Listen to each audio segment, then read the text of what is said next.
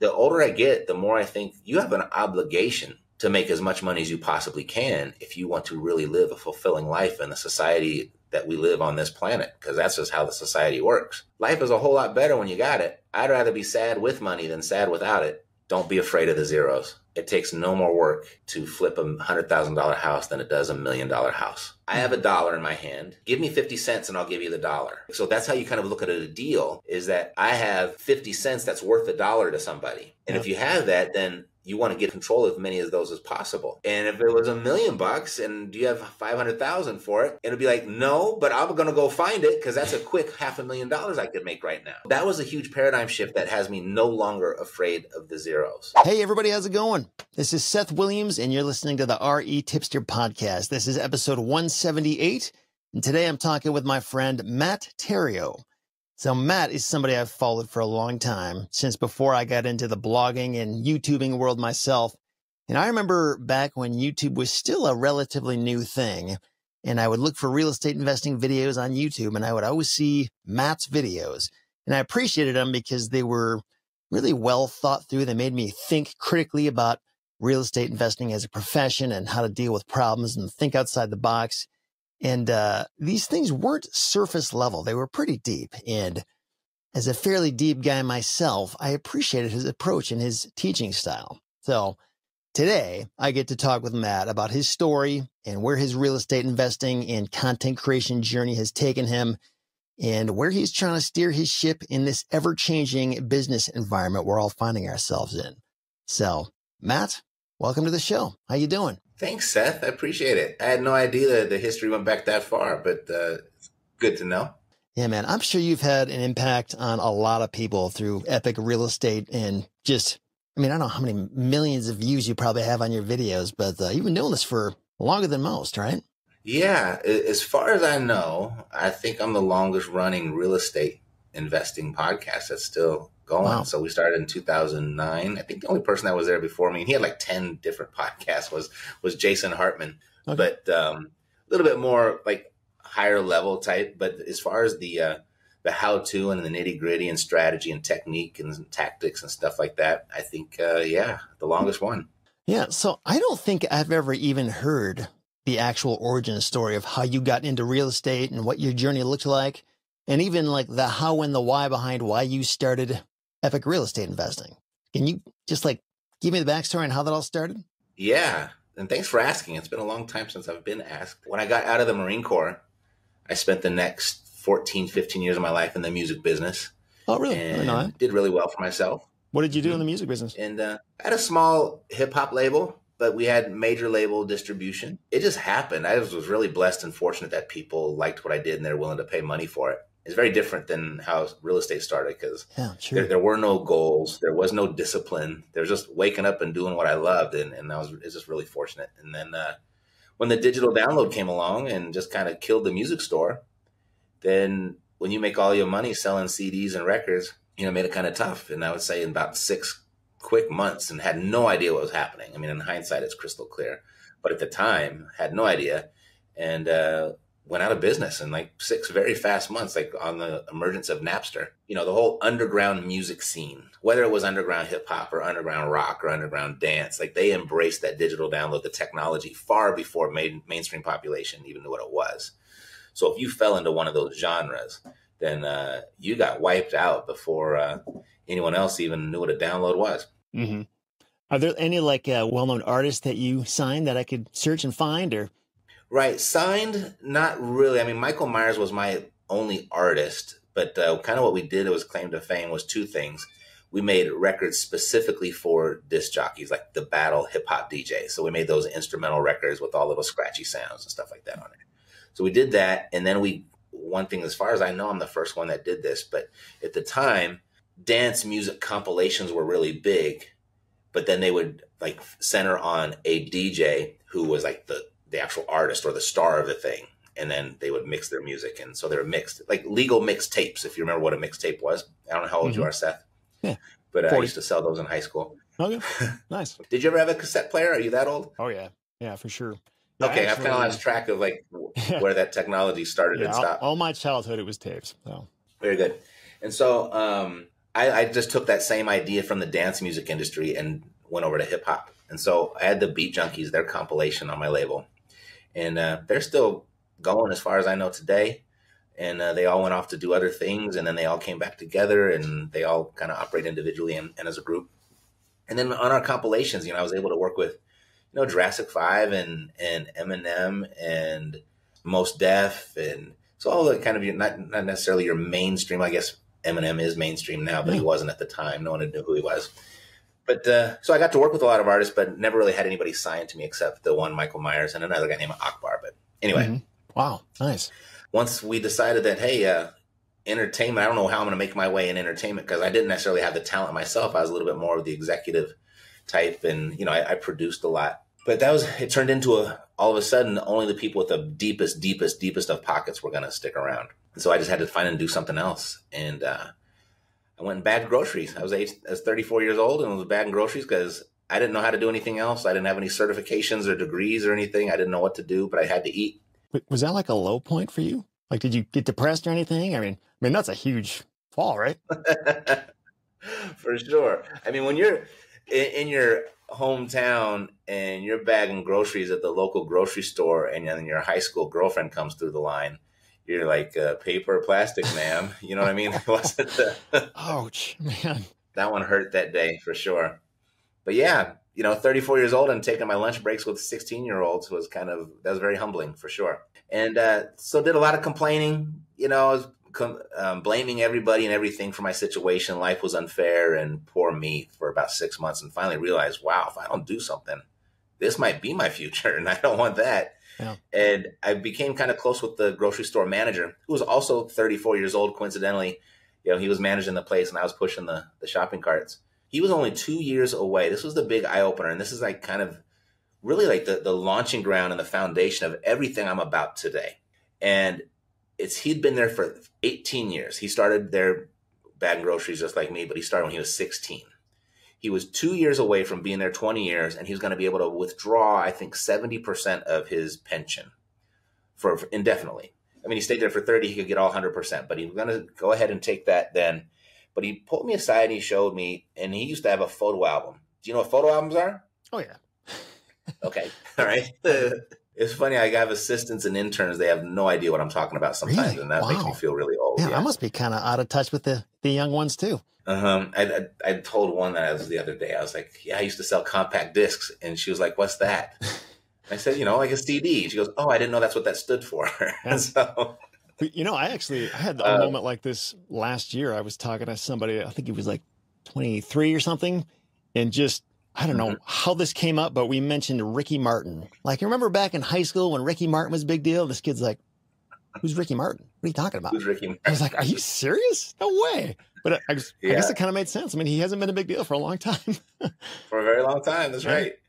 So he had showed me a photo album and he had it was 3 or 4 multiple angles of it, but lots of pictures, but of 3 or 4 different apartment buildings he'd been able to amass along the way while he worked at the grocery store. And he had shared with me how the passive income from his apartment buildings will surpass the pension that he's going to receive. And so he was retired at the age of 38. Mm-hmm. And he told me these words, and these words, I've said them a million times. If you've listened to the show, you've heard them at least 10 times. But he shared these words with me, and it's just been the foundation of my whole existence ever since. When he said, Matt, if you really want your money back, if you really miss your money, and I really did, because, I made my million before I was 30 years old. And he said, real estate, it's the final frontier where the average person has a legitimate shot at creating real wealth. And I was like... The final frontier? This is the last one? He says, yep, unless you can, you got an amazing 3-pointer and can jump 3 feet or, swing a baseball bat better than anybody or whatever. But he basically just kind of broke it down. You got to be super talented or you have to have an amazing business idea. You have to be an inventor. You got to be a writer. You got to be a composer. You got to have a gift for sports. But for the average person, real estate is where their best shot is at getting wealthy. And I was like, wow. At this point in my life, I feel far below average. So who am I to aspire above average? So I took it on and I did what I thought the logical thing to do was I went out and got my real estate license. And I did okay. I got rookie of the year in my office the first year, and then it just kind of settled down. And I lived in an area where I was very blessed. It was the $1 million homes. So I only had to sell one of those things every other month to make a really, really good living. And but there was one Saturday where I was meeting with a client, and I had two good clients, really good clients. Because they just did repeat business. They gave me business over and over and over again. I didn't have to work for it. Mm-hmm. Once that relationship was established, they just gave it to me. And there was a Saturday, I was all dressed up in a suit and tie. I remember it specifically. It was in Palos Verdes, California. I was at the top of the hill of Palos Verdes. And I was in a suit and tie at 10:30 in the morning. They were supposed to be there. They didn't show up till about 11. And they came in, they signed all the paperwork. I had all their papers out and everything. I had coffee and snacks and everything for them to sign the paper. They were closing a bunch of deals. And they came in 20 minutes late in jeans and a t-shirt, signed all the documents, and took off for the day. And then I was left there to finish up the paperwork, and then I had to go hold their properties open. And I was just like, you know what? Real estate's been good to me, but if this is where the money's at, I'm sitting on the wrong side of the desk. And so that was like my breaking point, where I was like, okay, no longer am I going to represent other people in their sales and their transactions. I'm going to act on my own behalf. I'm going to buy and sell myself. But I had no idea how to do it. So I went and made a huge investment, like so many people do, in their investing education. I think I paid $22,000. Wow. And back then, my family thought I was absolutely insane. That was unheard of. I remember my grandma, she's like, well, you're going to get like a degree or something, right? A certificate? And I was like, no. She goes, well, do they have a good job placement program? I remember her asking me all these questions. And I was like, no, I'm going to go be my own boss. I'm going to do this all by myself. So that's how that transition started. That's how I got into real estate. It really was for the money, but then it really became, that whole moment of this guy, the grocery store manager, he was able to recreate in parallel to his day job's pension an income that far exceeded it, and did it in, inside of 18 years. And, most people strive for 40 years and can't do that. Yeah. That's through the traditional means. I was like, you know what? No one ever taught this to me. This is a brand new idea to me. And gosh, if I didn't just luckily end up bagging groceries, I still might not ever know. So I was like, okay, this is what I'm going to do. And that kind of became sure, I got into real estate for the money, but then it became a little bit of a passion of mine to actually share what I had learned. Yeah, it's interesting. You talk about, what if you had never started bagging groceries and had that revelation and heard all that? It makes me wonder, I have a feeling a lot of people are in that situation and hear about it, but they just kind of blow it off or dismiss it, or it's like, no, it's not real. And man, I even think about myself, like how many business ideas have I heard about that maybe were real, but I just blew it off and dismissed it. And it's a good reminder. Like it comes down to action, but I guess also being able to tell, okay, this is a real legitimate thing versus, no, this is not worth my time. I don't know. Yeah, but with this guy, I had evidence staring me right in the face. Yeah, I'm sure that helped. And he was my age, and he was done, and I was just starting over. And that was it really hit me emotionally. Mm-hmm, for sure. So, like, did you start trying to get apartment buildings like he did, or did you go after houses, or like, what was your first step after you paid 22 grand? As much money as I made in real estate, I spent it as fast as I made it, so I didn't have any capital. And having, left the music business, I had to file bankruptcy there. And, my wife left me with all of her debt, and, she didn't like it that I didn't have a job anymore, basically. And I was no longer a celebrity, a music celebrity. So I was really drawn. I got really lucky. The program I chose, it's not around anymore, but, it was kind of like a buffet. You got to learn whatever you wanted to learn. It was a 2-year program. You flew out to Glendale, Arizona, and, just kind of walked up and down the halls, and okay, they got wholesaling over here, and they got short sales over there, and then there's legal strategies here. And I just kind of walked up and down. And so I was really drawn to the creative acquisitions class. And because that's kind of, I had to go there because that's what my resources allowed me to do.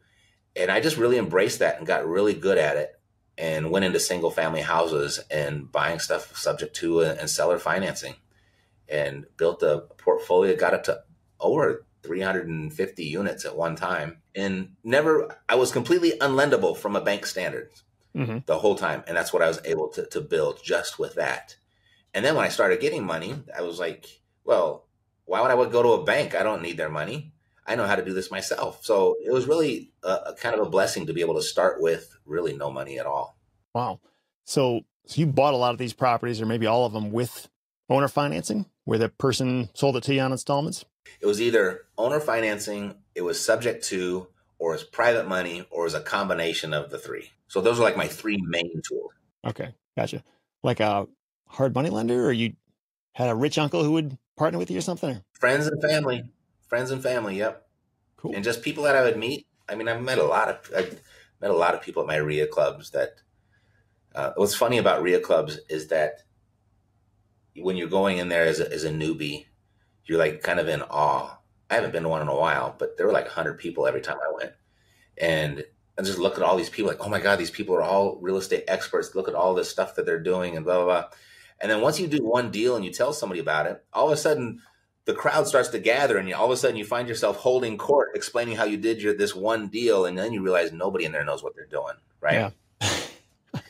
and so once you do a few deals, you become the de facto expert because no one else has done just a couple deals.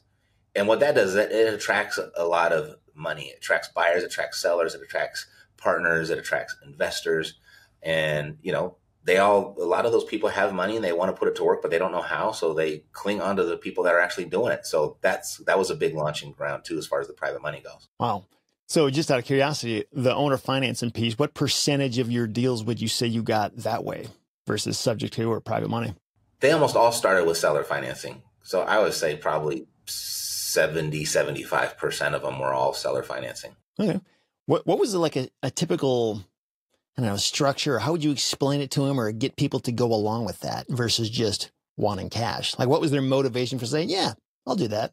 Good question. Because when I first started doing it, and I see a lot of people still do this today, is when I first heard about how the seller financing, the seller could step in and be the bank, I was like, that got me all revved up and raring to go. So I would just go on my sales appointments and present that right away. And lots of rejection when you do it that way. And then over time, I started to learn that, okay, so there's this other guy who a couple years later had said, Matt, we're real estate investors. We buy properties in one of two ways. It's either our price in the seller's terms or the seller's price in our terms. You only need to get control of one of them. But what you need to understand is, and it's easier to go for the terms because the seller doesn't really understand anything but price. So that was the big pivotal moment for me when he said, when you go in, you have to talk price because that's all they understand. They didn't go to some educational program and learn how to sell creatively. So when you walk in and they're in some sort of distress and you start presenting all these creative things, you sound like a scammer. You sound like someone's trying to steal their property. You sound like they're trying to pull the wool over someone's eyes and doing something that's illegal. So you just always have to go through price. And then if you reach an impasse when discussing price, then you go, well, I might be able to give you a little bit more if I could give you some money now and the rest later. Mm-hmm. How much do you actually need right now? And that was always the transition. And I still use that exact line today. And once they give you an answer, now you've dialed in, you've closed for the down payment, so to speak. Mm-hmm. Yeah. Now you just have to decide how you're going to pay the balance, and that's typically in payments. Yeah.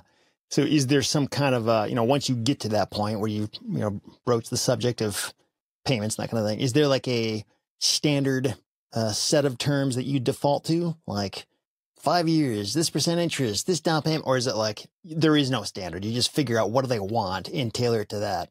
So my default, my go-to, like I always want them to tell me what they want, right?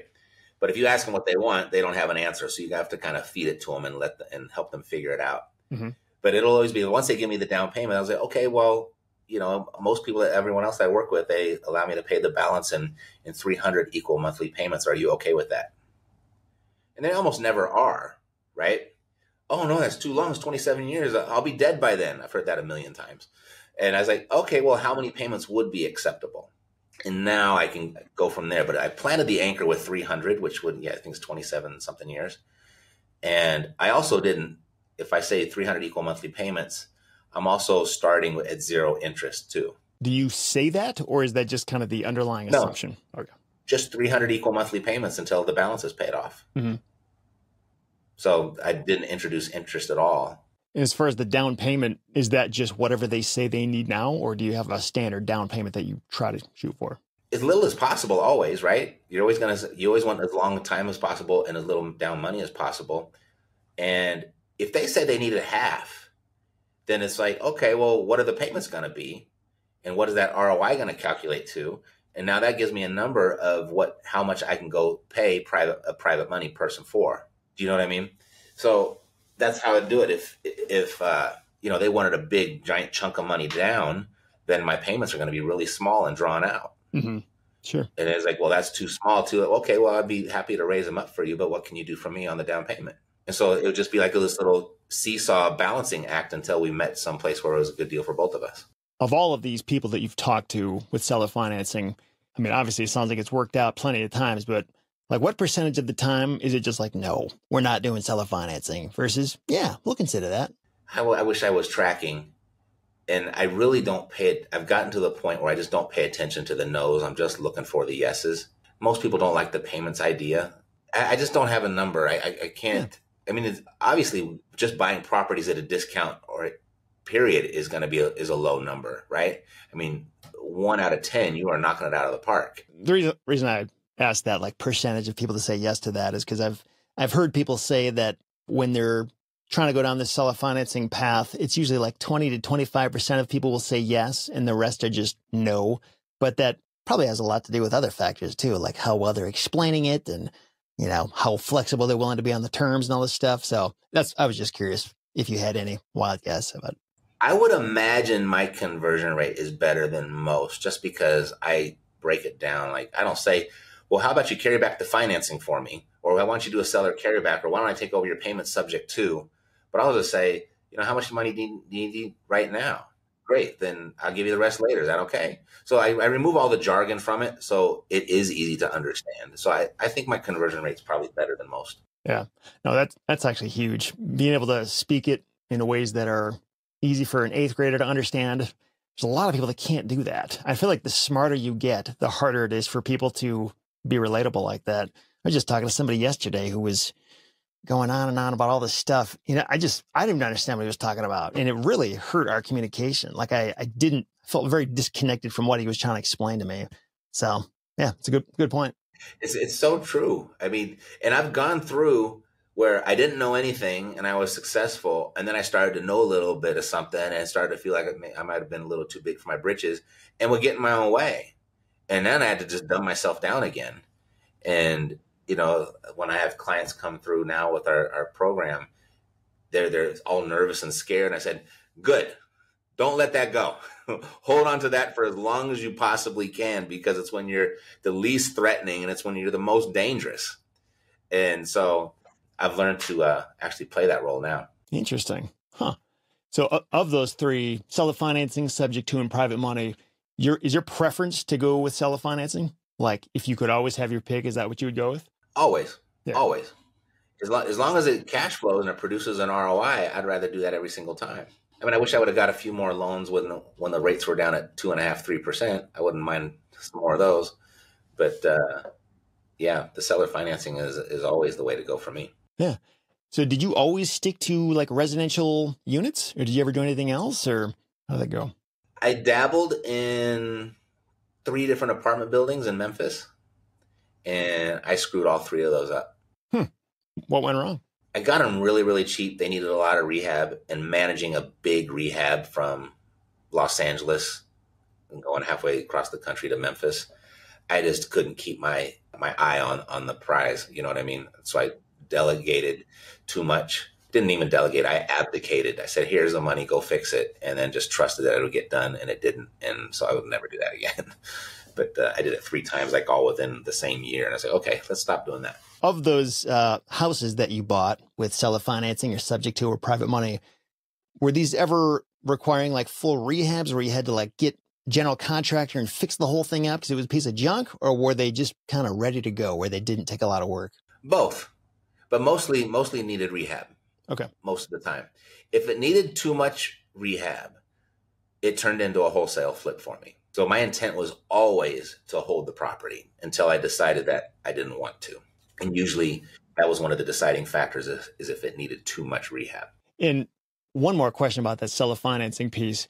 So under what conditions, if you got down that track of the seller seriously considering this, under what conditions would you say no? Like, this isn't going to work. Is it just if it didn't cash flow, or was there like a minimum amount of cash flow you needed, or like if they wanted a balloon in 3 years, was that a deal killer? Like, what did the box have to look like for it to work? First and foremost, it had to cash flow. That was a must. Like, if I'm not making a giant equity position, or if I'm not making a stream of income, it's not a deal for me.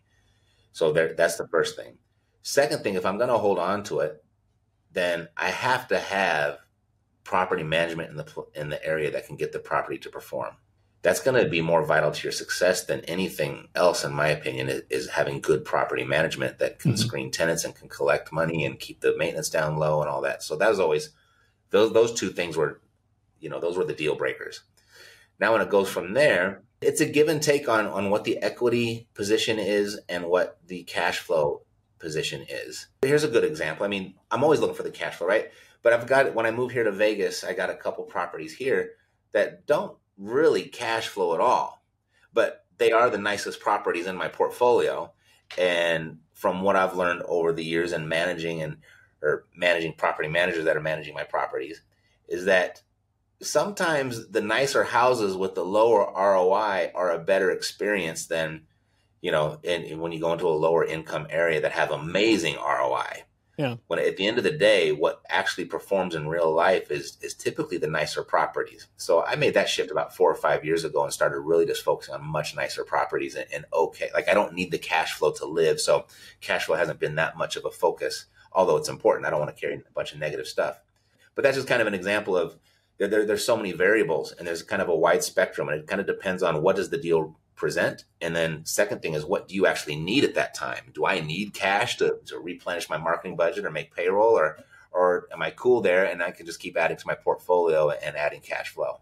Another question I had was like on the cash flow piece, was there any kind of a ratio either back then or now with the nicer properties you have where it's like, if I've got this much equity tied up in it, it needs to make this much per month in cash flow? Like if you got $1 million property making you $25 a month, like I'm assuming that's probably not, the juice isn't worth the squeeze. So like, is there a minimum threshold? I didn't have a strict box, no.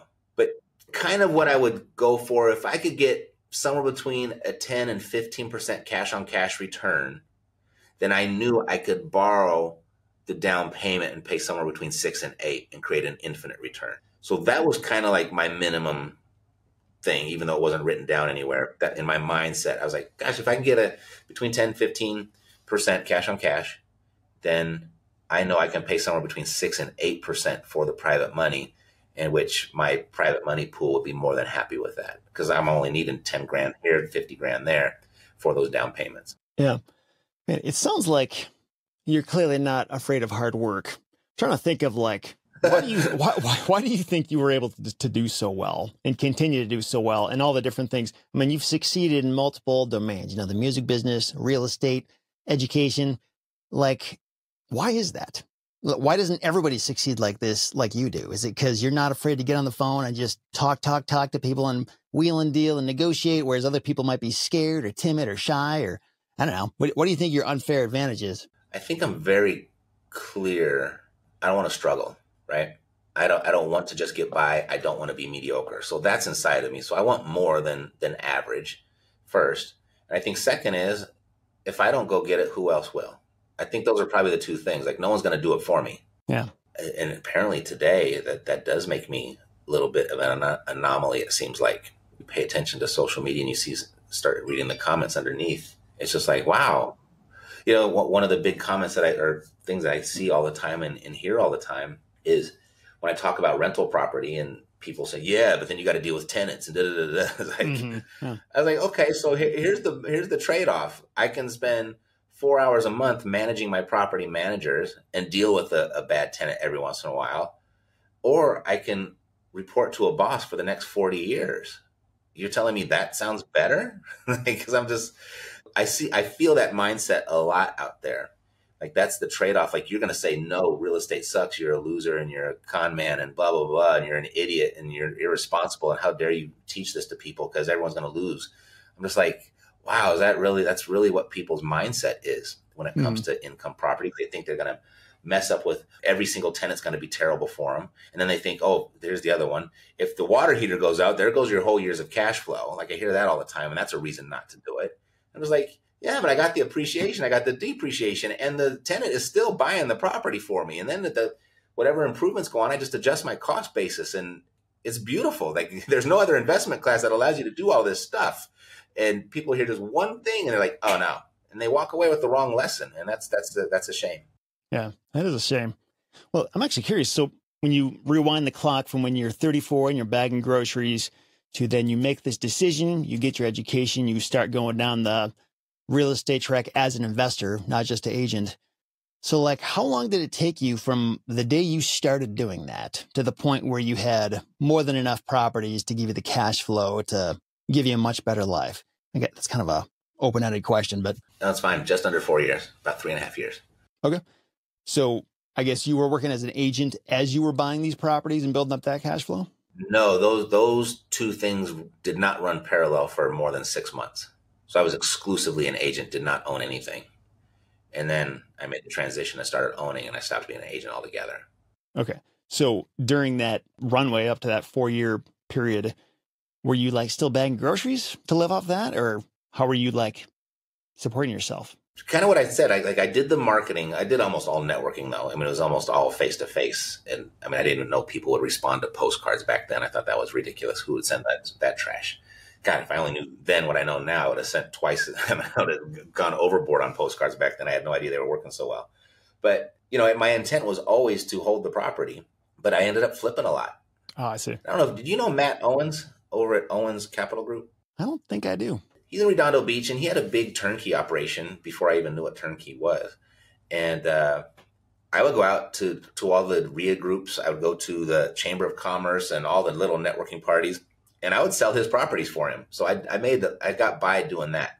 And he'd pay me $3,500 for every turnkey property. So I just went out and looked for busy professionals and brought them to his doorstep. And I got commissions for that. So that paid a lot of bills for a long time. So you got up to 300 units at some point. And then did you decide to like start selling those off? And at what point did you decide, hey, I should get into the education part of this business and do that? Like what made you realize early on that you'd be good at that? All right. So that's a good question. I had no intention of ever becoming an educator in the beginning. I went to a rah-rah seminar. I was in one of those little pyramid multi-level marketing things for a minute. And they were just like, well, loaded you up with all the personal development stuff. And they'd always have speakers. And there was one guy there. And this is right when I was just getting started in real estate. And he said, the wealthiest people in the world, they have one thing in common, how they make all their money, is they get really good at something and then create multiple streams of income from that one thing that they're really good at. And he says most of the time it ends up as being a consultant or a teacher or a tutor or something like that. And so I heard that. I was like, oh, okay, well, maybe I'll teach one day. Let me get some more transactions under my belt. Maybe that's a possibility. And then I've always been the perennial opportunity seeker. And I got invited to this one thing. And this was when it was brand new. The internet was brand new. And I went to this little workshop on membership websites. I was so blown away because was receiving passive income from real estate. And now I wanted to diversify and get passive income from another source. And so now I kind of put those two things together. Well, maybe I could put some little videos together, put it inside this membership website and have another stream of passive income. So that's how it really started, was the desire for another stream of passive income. So we did that. And, I sold it for, I think, $100 a month or something like that. And we had probably maybe 100 people in there. And so that was kind of like, okay, well, hey, that's money I don't really have to work on. It's all automated. They can watch the videos and da-da-da. And then there was one day where I walked into the house and Mercedes had said, hey, I got you a coaching client. And I was like, I almost was like, what's a coaching client? What do I have to do? Right. And I said, I don't want to do that. I just want this passive income thing. I don't want to talk to people. I just want this to be this passive thing. And she says, well, he's already wired the money, so you got to do it. And so that was kind of where it started. And that he turned out to be wildly successful, that very, very first client. And I think I got kind of hooked on living vicariously through him and recognizing something I knew had value to other people besides myself. And then we sent out a little email. Hey, who else wants to do this? And gosh, that was when you could send out an email and you had 30 new clients by noon. And that's kind of how it started. I'm actually curious, how do you split your time between this education side and then the actual transacting of real estate deals yourself? I know this is something everybody who's a real estate investor and teaches about that has to figure out how to balance. Is there some kind of like organized structure where it's like, okay, I'm going to spend this day doing this and these other days doing this? Or does it just kind of change from week to week? Or how do you make that happen? Right. Yeah, that was a big, big problem in the beginning because I would sell this thing that was like for 12 weeks, an hour phone call a week for 12 weeks. And then you guess what happens when you get to 40 clients? Like that's all you do all day long. And there is no time for anything else. And I was like, okay, this is insanity. I remember the year was 2014 or 2015. I would give all that money back to have that year back because all I did was stay on the phone on these little consultations. But what I did is I moved everything to a group structure. And so on Thursdays, there's a group call. So it originally started off, I just work an hour a week now and service the same people and get the same results. And then I gave them access to me via the free app on your phone, Voxer. If they had deals to look at and you know, they needed explaining of complex things, then they would come to the group call and I would do it then. But if they had a quick question or two that I could just answer really quickly and get them going again, then that's what they would use Voxer for. And that changed everything. That all of a sudden it became like almost a lifestyle business. And now I had 6.5 days a week now open to continue my real estate investing. No, that's a great idea. Yeah, it makes sense to batch things like that. And is that still how it works today? That kind of group format? Yeah. I mean, Thursdays are dedicated to my coaching. So there's like a few calls now that I do on Thursdays, depending on what experience level that the student is in. And then, the other 6 days are freed open for me to take the real estate calls. Do people ever give you crap about being an educator at all? Like, if you can really do this, just I was going to say, yes. I don't know what people give me crap all the time.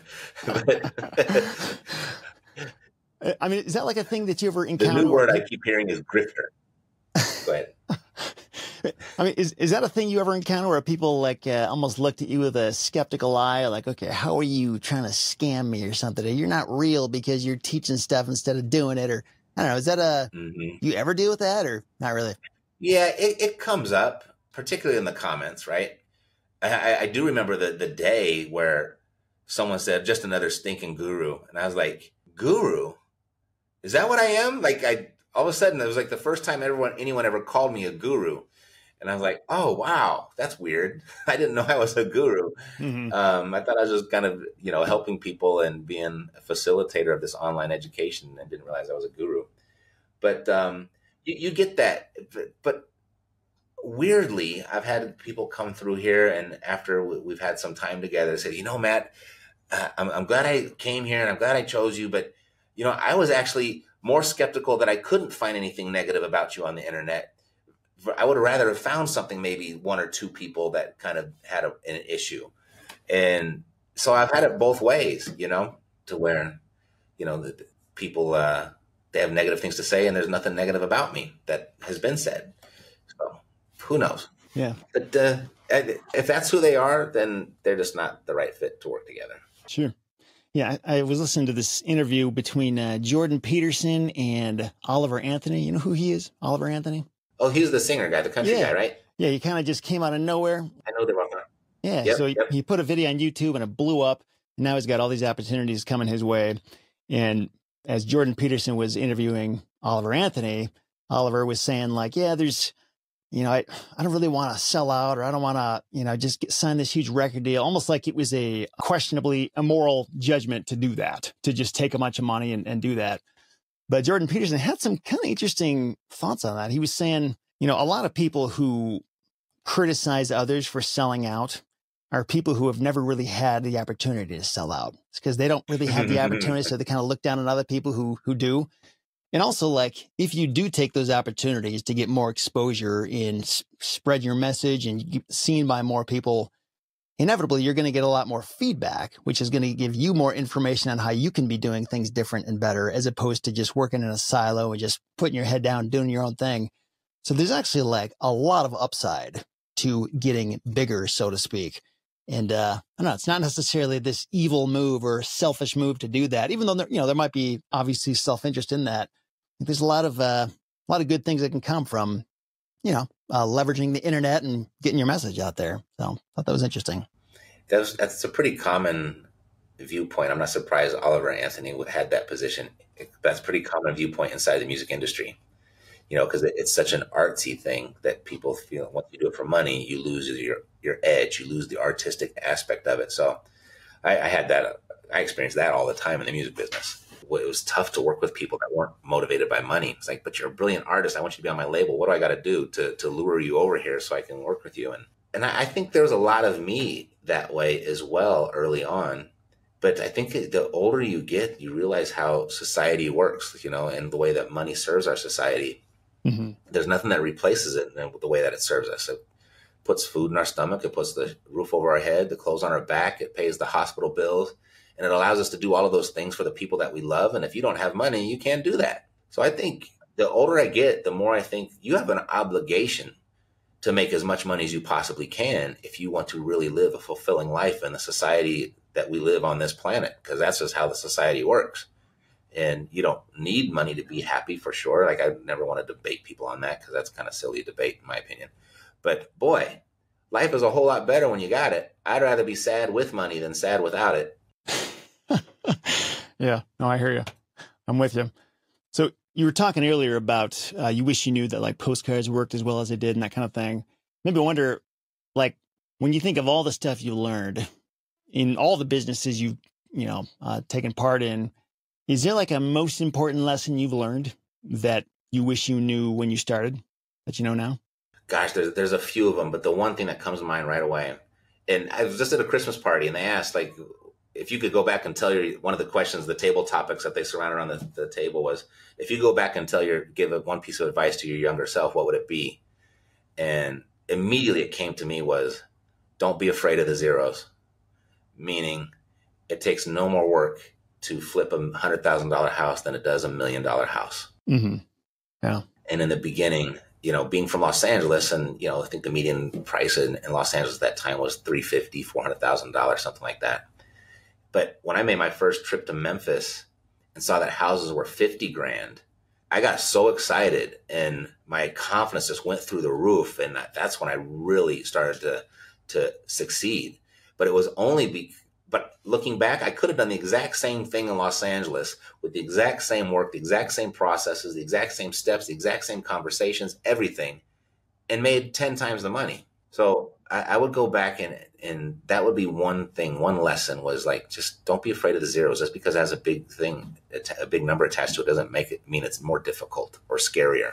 Why do you think we are more afraid of the zeros? Like, I think I am to some extent. And like, you're right. I mean, I don't know why. It doesn't make logical sense. I mean, I don't know if I'm thinking somehow there's a bigger consequence if I screw this up versus a small deal, when like either way, I'd be kind of screwed. So I don't know, but what do you think is going on with people's heads? There's one paradigm shift that I had that really kind of changed everything for me. And it just removed that fear altogether. In fact, it almost reversed it. Was when you don't have any money, you think that's the hard part, right? You think like, I don't want to put an offer on $1 million house. Where would I possibly get that money? Even if they said, if here's a 5% down payment and I still need 50 grand to make that happen, right? Mm-hmm. So that will hold a lot of people back from even writing an offer, let alone getting into the deal. But if it's the operative word being deal, like if that 50 grand down is going to produce a 100 grand profit, then you must put under contract, or else that 100 grand profit won't be yours. And it's not difficult. Like an example I always use when I'm speaking to a group live is, I have $1 in my hand. Give me 50 cents and I'll give you the $1. That would be no problem for everyone to do. People do that trade all day long, right? And so that kind of connects. Like, so that's how you kind of look at a deal, is that I have 50 cents that's worth $1 to somebody. Mm-hmm. And if you have that, then you want to get as control of many of those as possible. And the same thing would go is like, I have $100 bill. Do you have $50 so that you'll trade me for it? Now we just added some more zeros to that, and the answer is still a resounding hell yeah. And if it was $1,000,000 and do you have 500,000 for it? It'll be like, no, but I'm going to go find it because that's a quick $500,000 I could make right now. So that was a huge paradigm shift that has me no longer afraid of the zeros. Then also when you start playing that way, you start to recognize, wow, it's actually a lot easier to raise a couple $1,000,000 than it is 50,000. If the exchange is there, right? If the dynamic of the deal is still there, it's much easier to find that money because for $50,000 and someone's going to get 10% on that in return, they're like, that's like no money. It's hardly even worth writing up the paperwork and signing the docs. But hey, if I could put $1,000,000 out there and I get 10% on it, then now you capture actually not necessarily more people's attention, but you get more serious attention and consideration from the people you do share it with. Oh, that's a great illustration. I love that. I mean, it sounds like things have gone resoundingly well for you as a real estate investor. Have things ever not gone well? Like, have you had any horror stories or deals that fell apart or things gone really, really bad or anything like that? Well, all of my multifamily ventures have really gone bad, and I try to do them from afar, and they were major. I just bit off more than I could chew. They were big projects. Does that mean like you lost money on them or something, or it was just a waste of time, or how'd they go bad? The one I got out by the skin of my teeth and broke even and was able to get all of my investors their money back. And I actually had to sell that with seller financing so I could at least get my price. So that one was okay. Another one, yeah, I probably lost about 50 grand of my own money. But then there's another at the same time, these three all happened relatively in the same time in the relatively the same area. Then there was another thing. I just bought this building. It was 50 doors, and it was just a brick building, and they were all gutted. Like every single unit had to be redone. And I got that for $1,000 a door. And I was like, well, hell yeah, just take it. We'll figure out what to do with it later. And I held on to that for a year and just paid the property tax. And finally just like, you know what, I'm never going to get to this. And now I've got these open wounds from these last two multifamilies. And I sold that one for $2,000 a door. So that was actually a great day. So bad. Yeah. But I haven't ventured back into multifamily since. But those were my disasters. And I'll do it again. But now that I'm local here in Vegas, I just tell Mercedes last night, I was like, I want to get a multi-unit here. Like, we got to start looking for multi-units here. Cool. I mean, you got into buying houses. It was pre-2008, right? It was right at 2008, 2007, 8. Okay. I got the bug in 2006 when prices and the market was really flourishing. And then that's kind of when I was getting trained and educated. And fortunately, I didn't lose a whole bunch of money like everybody else did around me. And so when the prices came down, now I was like armed and ready to go. I mean, if you were trying to do that exact same thing, buying those first 300 units or however many you got in that 4 years, like, do you think that'd be a lot harder to do right now in this environment in terms of getting people to do seller financing or getting lower prices and that kind of thing? Like, how much of that success do you think was tied to just the time of which you were doing it? Well, there was a lot more desperation. So if there's a lot more distress in the market, that makes it a little easier. And the other big difference from then between now is there were just a lot more houses than there were people. So that made it easier. But, life comes along and kicks everybody in the teeth every once in a while. And it doesn't matter where they're from or what demographic or how much they make a year. So us as real estate investors that exchange equity for peace of mind, there's people every single day that need peace of mind and they're going to turn to their property for that financial relief and they need it fast and a real estate agent can't handle it. And so I think I don't think it's remarkably different or more difficult. We talked a little bit about some of the, harder deals you've done where you didn't come out ahead necessarily. Are there any like astoundingly amazing deals that were just like grand slams? What do those look like? I think my grand slams came at the beginning of COVID when everyone was kind of the very, very beginning when everyone was kind of panicking. They thought, the economy was going to collapse and everyone was predicting the real estate market was going to crash. And I was able to scoop up quite a bit of properties from people that had just bought turnkeys. I got all of those with just seller financing. People just wanted to be out of it. And then we know what happened over the next 2 or 3 years as they all doubled and tripled in price in some places. So that was a whole slew of grand slams just at the time where I just wanted more cash flow. And if I'm going to get it with seller financing, I don't have to put a bunch of money down and I don't have to get a bank finance. I was like, I'll take them all. Yeah, let's go. This ain't going to last forever. And so those were my really, really big wins. Otherwise, everything has just been, nice little single family purchases. Yeah, it's interesting. I kind of see with high interest rates, certain sectors of the real estate market slowing down a lot. And I just get excited when I see that stuff. Are you kind of like that too? Like if people are freaked out, like it was 3 months after the pandemic hit when there was like a huge depression for a really short period of time. I mean, that was Yeah. a cause to get excited. There was tons of opportunity there. But it just makes me wonder, like, is there ever a time when it's appropriate to be scared? Like, uh-oh, things are getting a little too crazy. Watch out. Well, I think to justify it, to be really scared, we need a crystal ball because we don't really know what's going to happen next. If you look at right now, and I get a lot of disagreement with this, but here's my theory about right now. There's several dynamics at play that were different from 2008. And everyone says, oh, it's going to be 2008. It's a cycle. It's going to happen all over again. I was like, well, if it does happen, it's not going to be for the same reason. And it's not going to be for a reason that we've ever experienced before. Because the supply and demand has gone to such an imbalance that there's just more people at home buying age. Like the millennials are now intersecting with first-time homebuyer age. We have more demand for housing than any time in the history of this country. And we're also coming off of a 10-year deficit of building. So right there, prices can only go one direction. The second thing would be the interest rates obviously affect affordability and how available money is. But the prices keep going up. So although a lot of people are hurting, there's a lot of people that are still doing just fine and buying what's left because the inventory is so low. I think now after the Fed's last little signal, and they did not raise rates, and then they suggested that they're going to lower them 2 times in 2024. And just based off of that news, we've seen the biggest decline in mortgage rates in a 4-week period than we've seen since 2000, whatever. And it's like, the fastest drop in 20 years. And so rates have already come down almost a full point than they were just, 5 weeks ago. And if that's just before they even brought the rates back, so if the Fed brings those rates down again, we hit 6.5%, I think a new bottom has been established, and you'll see a bunch more people just because there are that many people to dive right back in. And I think that's going to happen in the spring. It's an election year. And, the current administration doesn't want to sit there and debate and have to defend their position on the economy if the economy is going good. So I think they're going to do whatever they can to boost the economy. And I think at that time, because of the supply and demand imbalance, right now, houses are probably as cheap as they're going to be for a very, very long time. Well, given that and the whole crystal ball thing, are there any particular pockets of opportunity you think exist right now, just given where things are at?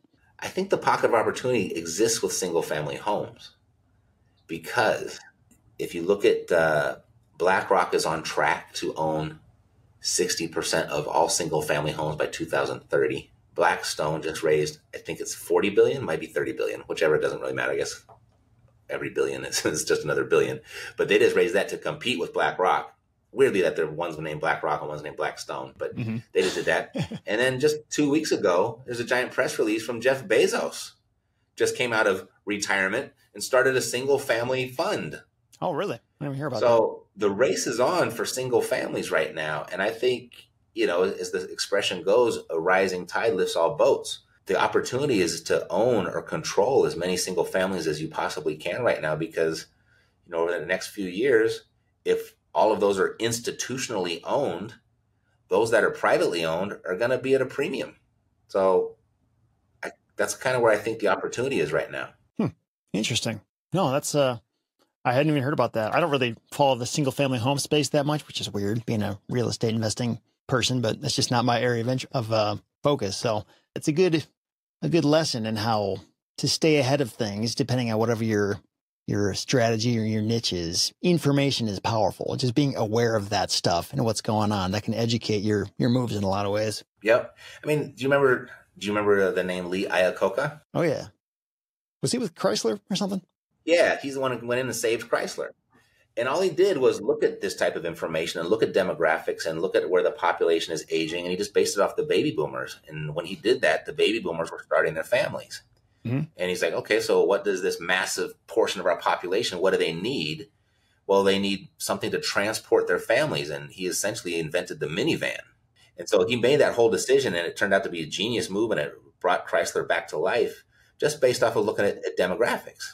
And if you go back, And the baby boomers had the same impact on when they were teenagers on Levi Strauss and on the Mustang. And then they had the same impact on Gerber baby food when they were born. And so we've already seen that happen. And now we have this other bigger bubble, bigger population in a shorter time frame that were born, being the millennials. They're going to go through and have all the same impact on all the same industries that the baby boomers did. And one of those industries is housing. And right now they've just reached home buying age. And there was just an article, I think it was in Business Insider last week, because the conception was millennials don't really want to be owners. They just want to rent. They want to be mobile. They want to be loose. And so they've kind of hit the home buying age a little later because they have totally flipped. Bank of America just did a whole new survey on it.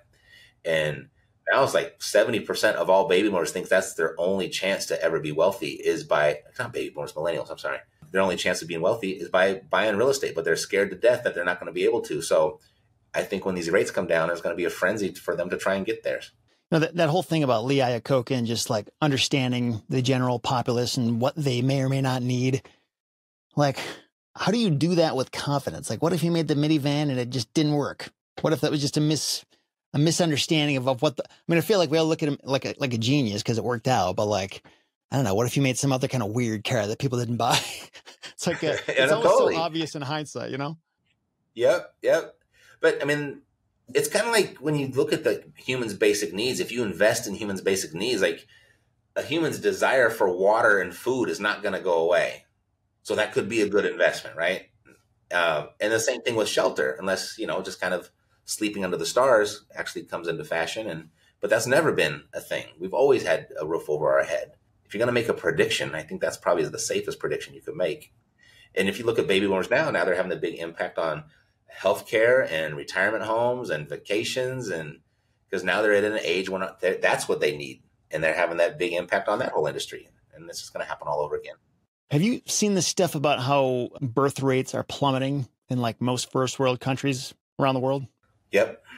So do you think that plays any role in this? Like, I've even thought about this with self-storage. Like, so it's going great today, but what if like the population drops and a bunch of people just don't need storage anymore or whatever it is?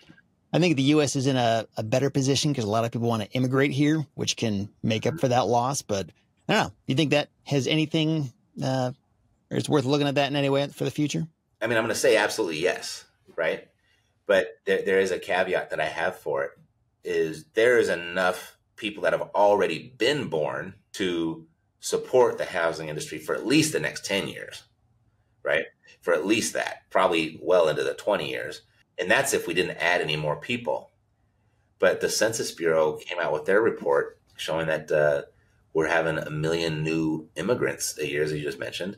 So there's 1 million new people. And that brings our birth rate slightly above the replenishment value. Forget what the number, I think it's like 1.8 babies average per family to maintain. But with the immigration, it puts us like at 1.9.5 or something, just slightly over.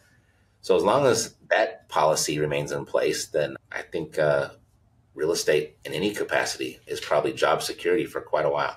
How do you know all this stuff? Is there like a website you're going to? It's like, hey, tell me all the important stuff I need to know as a real estate investor. Is this like a ChatGPT thing, or how do you stay on top of all these stats? It's probably mostly because of like the YouTube channel. I got to keep making stuff that's relevant. So I got a bunch of Google news alerts on, and I'm always reading and like, what's the interesting thing to talk about today? And so I learn a lot just kind of de facto being a content creator.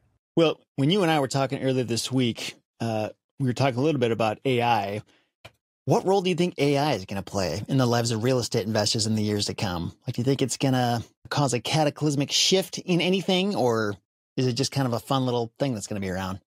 Well, fortunately, each little AI bot out there doesn't need a house to own, right? So they can't, so it's this intelligence that doesn't need shelter.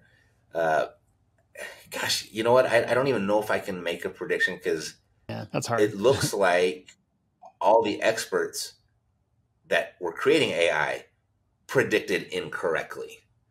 Have you heard that? What were they predicting that wasn't right? Well, they were predicting that AI was going to gobble up like all the low-paying menial jobs first. And they thought, like, when it gets to more creative stuff and the stuff where you really need critical thinking and like that. That's probably going to be last in the food chain for AI to go ahead and take over. But it actually it started the exact opposite. Like it started taking over art, it started taking over music, it started taking over all the critical thing and writing and stuff like that. And, the assembly line jobs that we thought was going to take over, those seem to all be pretty safe right now. I use AI, like I use the Chat GPT thing almost every single day, probably for 40% of my day. I'm on it because it's so helpful and I'm so much more productive. But where their ideas of that advancement is going, I don't know. I just saw this reel on the hologram. So they've had these holograms that they could actually literally, you would mistake them for people and they could cast them out anywhere. They've had that for years. The CIA has had this for years. And I don't know if this is true because it was on a reel, but they're pretty good at faking that stuff. but I was just blown away on that technology, and like TVs are just going to go away. Everything's just going to be a hologram show that sits on your desk. And if you don't like it there, you can pick it up and put it over here. And so wait till we have this little hologram sitting on our desk and there's AI attached to it. Like, I guess that could be the future, but I don't know what their capabilities are. Have you used the ChatGPT Plus app, like the voice thing where you can like have a verbal conversation with it? I have not. No. Dude, you have got to try it. It's nuts. Is that just in the App Store? Yeah. So if you got ChatGPT Plus, do you have that? I do, yeah. Like the paid. So if you get the app from the App Store and just download the thing and sign in. So right down where you would normally type out your prompt, there's a little set of headphones and you tap that and you can just start talking to it. And the voice that comes back to you is like stunningly real. It's crazy. It's like it has like breaths and he says like and he says things that a person would say. And it's like the most realistic thing I've ever heard. And I've heard from people who are using this to like practice their calls with motivated sellers. Like they tell ChatGPT to pretend to be a motivated seller and ask challenging questions back. And I tried this the other day and it was weird. Like I almost was like getting nervous talking to this chatbot. It's like, starting to sweat a little bit. It's like, wait a minute, this is just a machine. It's okay. Relax, Seth. But if you're somebody who is a verbal auditory processor and you like to just talk your thoughts instead of writing them out, like it's gold. Yeah. It's an amazing resource. I have the app down on my phone. I don't even play though with the voice commands on my cell phone either though. So I don't usually do it either. Like I actually prefer to type stuff out because I can say what I actually mean. I think better that way. But yeah, there's a lot of times, especially if you're like driving or something and you just want to be able to talk it out with somebody, and it's really good at that. Interesting. I'm going to check that out. Yeah. Well, it's made me think of, if it can talk that real to me and make me feel like I'm talking to a real person, like imagine what that means for, phone calls and call centers and any kind of customer service where people need human contact. It's not that big of a stretch for this to replace that now, or even like texting and chatbots and all this stuff. Like I know that stuff exists already, but I feel like that's going to take huge leaps forward.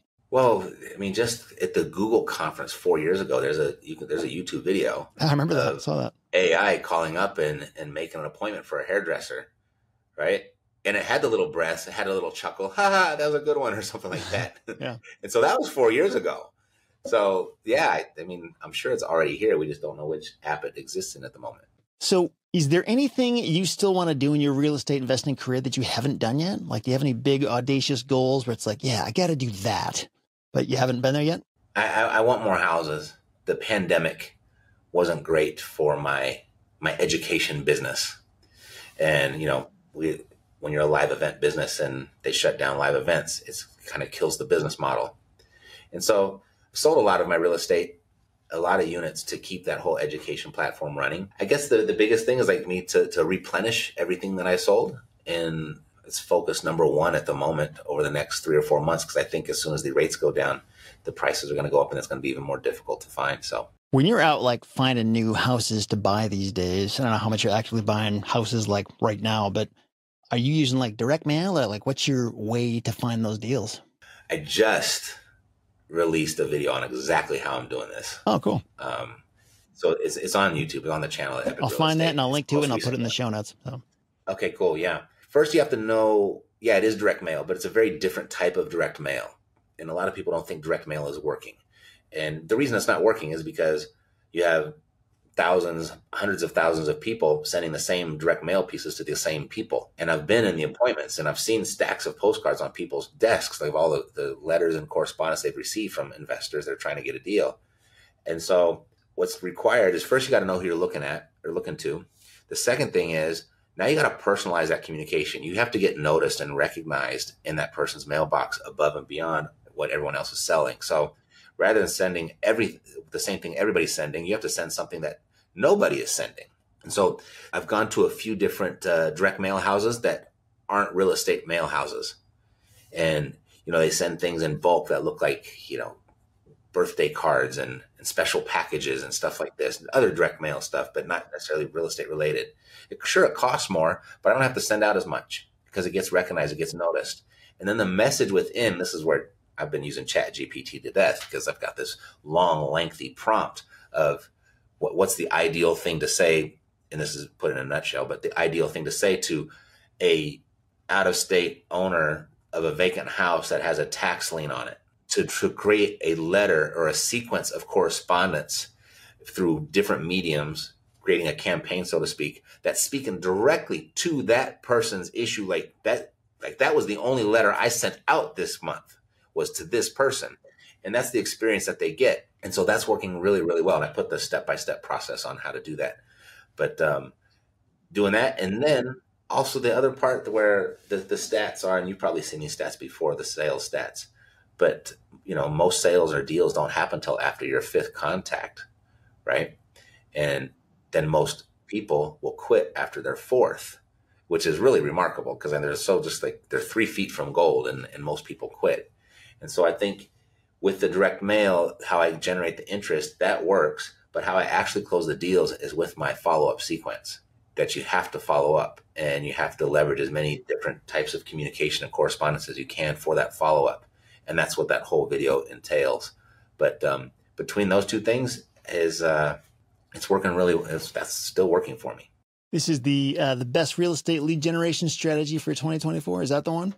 Yeah, that one. Yep. Okay, sweet. Anybody listening to this, go to REtipster.com/178. It's the show notes, and I'll have a link to that video here. Or you can just go to Matt's channel, Epic Real Estate on YouTube, and you'll find it there too. But that sounds awesome.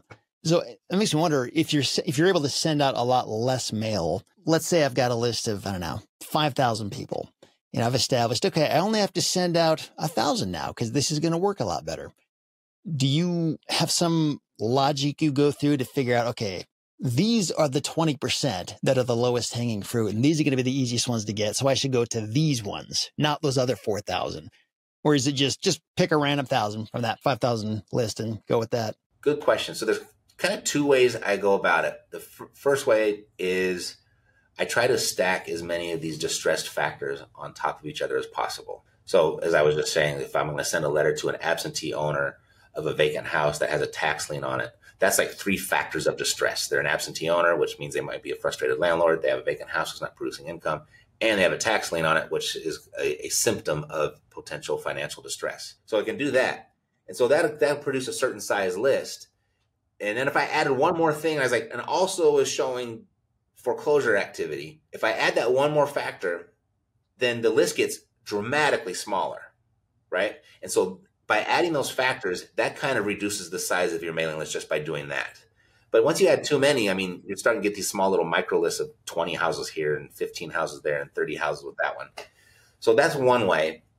If you can find the right combination that gives you what your number is according to whatever your monthly budget's going to be. Mm-hmm. The second one is I use Deal Engineer it's kind of like a prop stream, I guess. It has all the data and everything, but it has the predictive analytics. So it has all the same property data that every other software basically has. They pull in their data feeds and they're these aggregators, right? So it has all the property data, but with the AI, they've been able to add people data to it as well. Nice. And it does these predictive analytics, researching, 40 years of properties sold off market. What did the people have in common? Not just what did the properties have in common. So it'll go deep. It's very intrusive. It's, what magazine were they reading?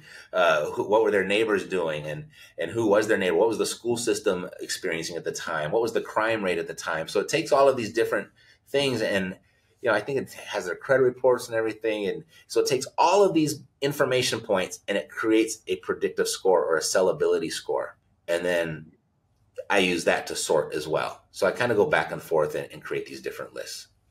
You go back and forth between PropStream and Deal Engineer. Are those the two websites you're using to do this? Or I use primarily Deal Engineer, and I use this other thing called Seller Sniper. okay. But Deal Engineer it gives me all the data that PropStream has. So I can reduce my list in one of two ways, by either just the factors and see how many that gives me, or I can just use the AI and reduce it that way. Does Deal Engineer actually like generate the lists for you as well? Or does it just tell you this is what these people look like, these things in common? Yeah, it can generate the list for you because it has a score between 0 and 1,000. And so anything above 500 is at least 2 times more likely to sell than the stuff below 500. So that will clear up a whole bunch and clear out all the people that aren't going to sell to you at a discount right away just by doing that single one. And how long have you been using Deal Engineer? Like, have you used it long enough to know, like, yeah, this works? Like, this gets consistent results? I'm going on almost 2 years now. Oh, that sounds pretty sweet. I got to check that out. I think they have a land thing too. I think they have a land. I didn't pay for the land plugin, but they have a land upgrade. I'm sure I and many others will check that out. I think what really makes the marketing work is not necessarily the list and not necessarily what you're sending, but it's like a combination of all of them. Mm-hmm. So if you can find somebody that has a problem that would be open to selling their house to solve that problem, that's first of all. Second of all is standing out in a sea of marketing messages out there. So you got to stand out. If you make it personal, and then if you're consistent, and then you follow up, I think they all work if you have those elements in your marketing. Yeah, I think I have some trust issues with some of these data services because I know kind of, not entirely, but kind of what goes on under the hood, like in terms of, like there are some counties out there that are just super rural and remote where like the data just doesn't get updated for years on end, or at least every quarter. Like it's just not current. Whereas in California, it's about as good as it ever gets. I mean, it's like almost perfect data. They just do such a good job there. I think that's like where it all started. But, if you go to some place in Timbuktu, North Minnesota, it's like the data either isn't there or it's going to be really old. And these data services aren't going to tell you that. So it's like, I don't know, that just bugs me because I see them advertise like, yeah, we'll show you delinquent tax data and this and that. But I know they don't actually have that data in a lot of counties. And they're not going to tell me when they don't. So, right. But you work in like Las Vegas and more populated markets, right? So you probably don't run into that too much. Yeah. So yeah, you're 100% right. I mean, totally. And then even the data, even if it is updated, and I learned this as a real estate agent, is that data is entered by someone that's working at minimum wage and can't wait and just sitting there watching the clock and can't wait to go home. So mistakes get made and they get made frequently. Right. So there's that aspect as well. But is it better than no data at all? That's kind of the question you can ask yourself. Well, especially if you've used it and seen it work repeatedly in a certain market, I think that's all you need to know. I mean, you're golden right there. Yep. It's a better starting point than just, sending a letter to every single house in your city. Yeah, absolutely. And if you did that, you'd need a pretty large budget. But if you had the budget, it probably wouldn't be a bad strategy anyway. But if you don't have an unlimited budget, you got to reduce it and get your list smaller in some way. So we just use the tools that give that to us. I subscribe to like probably 5 different of those services. So they have their little strengths and weaknesses on each one of them. Yeah, it's nice to have access to a few of them, especially when you know where certain ones shine because you can kind of pick and choose, but awesome. Well, Matt, I totally appreciate you taking the time to talk to me today. It's been great having you on. To close this out, I've got a few final questions that don't have so much to do with real estate. It's more just to understand you as a person. So first question, curious to hear your answer to this because I don't get the sense that you have a lot of fears, but what is your biggest fear? It's so interesting that you just asked me that question because I was asked that question when I was teaching a class. I was representing somebody else at the time. I wasn't selling anything of my own in 2009. And they had asked me, what do I fear? Just what you asked me. And it came out so spontaneously that I won't be able to buy enough. Like buy enough houses or? Yeah, I wouldn't be able to buy enough. And I fear that right now. I won't be able to buy enough. What's enough? I mean, that's interesting to hear you say that. I mean, you strike me as somebody who you're not going to go starving anytime soon. I mean, are you afraid you're going to like lose the roof over your head or like what Why is that fear even there? Well, I know that the more that I control, the more that'll be there. I mean, the more that I'll gain from it. And I'm concerned about a little bit about the value of the dollar and inflation. And, if something were to happen to that, you want income producing assets that represent a human being's essential need, like housing. So if the dollar collapses, my house is not worth nothing. It might be worth $0, but it'll be worth, chickens and eggs and pelts. You know what I mean? Like whatever we're going to use it for currency next. And if it goes to a digital currency, or if it goes just to a different currency altogether, or if the yuan comes in and all of a sudden that's our currency, whatever it could happen, the real estate's going to maintain value. It's just going to be paid in a different currency. And so I guess that's maybe a little bit of a doomsday prepping type thing as well. Yeah, that's what a lot of fears are, is doomsday stuff that's not really rational, but we have those fears anyway. I got plenty of myself. Well, that makes me wonder, what if you weren't allowed to buy real estate anymore? Like, you can invest in anything else, but you can't do real estate. What do you think you would default to? I've become pretty good at marketing. So rather than build something new or invest in something new, I think I would become, I don't know, I guess the simplest term is an affiliate marketer. So that way I could be very flexible and mobile and could point my marketing machine at whatever the trend was. Yeah, you'd be great at that. Totally. Yeah, I think I would do that. So what are you most proud of? I'm most proud of that I've built this platform that my 12-year-old won't have to take the long route to learn everything that I've learned. And I like that. And I've been able to help a lot of people who have been able to piggyback with their kids off of what I've built as well. And that's pretty awesome. Cool, man. Last question here. So suppose you just had $100 million wired to your bank account. You don't have to worry about money anymore. You're also not allowed to continue on your current career path. So no more real estate, no more education, none of that. What would you do for the rest of your life? I just have to say the first thing that came to mind, because that's what I've always wanted to be since I was a kid, is I always wanted to be a dolphin trainer at SeaWorld. So I know that's a little bit like a lot more information has come out about the humanity or the inhumanity according to the animals we hold captive at our amusement parks. But I think it would be some sort of like marine biologist or researcher or something like that. One of my favorite shows is with Jeremy Wade on the Animal Channel, and just for him to be able to travel the world to these amazing places and go fishing, something equivalent to that. I don't like to fish too much, but something equivalent to that is probably what I would do. It's great, man. So if people want to find out more about you, what's the best place to go? What website or YouTube channel, or what should they do? Yeah. EpicRealEstate.com will lead to everything that we do. So if you can find your way there, then you pick your pleasure from there. Cool.